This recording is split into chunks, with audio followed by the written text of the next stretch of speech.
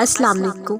वो तुम्हारी तड़प से कैसे ना वाकिफ हो सकता है जिसने तुम्हारी तख्लीक से पहले ये फरमा रखा है, हम तुम्हारी शायरक से भी ज्यादा तुम्हारे करीब हैं। दुख तो बस तुम्हें उसकी चौखट तक ले जाने के लिए आते हैं। बस फिर सब्र करो, दुआ करना कभी मत छोड़ना, फिर देखो तुम अपनी दुआओं से वो पालोगे जो तुम्हारा नहीं। अगर यकीन रखते हो, हालात से ना उम्मीद मत हो, क्योंकि मुझसे यकीन वालों के लिए होते हैं और मुझसे रोज होते हैं। फिर डरो मत, तुम जहाँ के भी हो अल्लाह तुम्हारे साथ है। बस फिर घबराना मत मुश्किलों पर, कभी जो दिल तंग होने लगे उसी से हाल दिल कह देना। दिल की उस तंगी को आंसुओं में बहा देना, परेशानियों और मुश्किलों को दुआओं में ढाल देना और अब से सिर्फ सब्र मांगना, क्योंकि आजमाइश में असल कामयाबी सब्र ही तो है।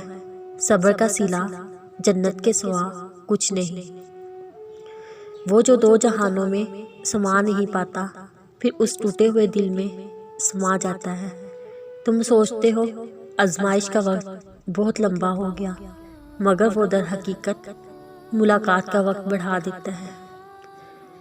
सबको बेफिक्री की नींद सुलाकर वो अपने उस खास बंदे को अपनी जुस्तजू की फिक्र लगा देता है। ताक रातों का इंतजार करने की जरूरत कहाँ पड़ती है।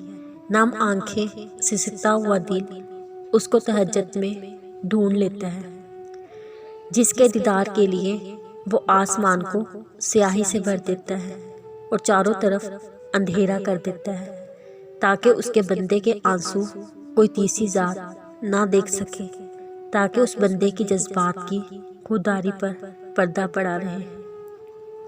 और वो सजदा करने वाला अल्लाह का सबसे पसंदीदा बंदा होता है, जिसको वो अनगिनत लोगों में से चुन लेता है, जिसकी मुलाकात के लिए वो खुद इंतज़ाम करता है।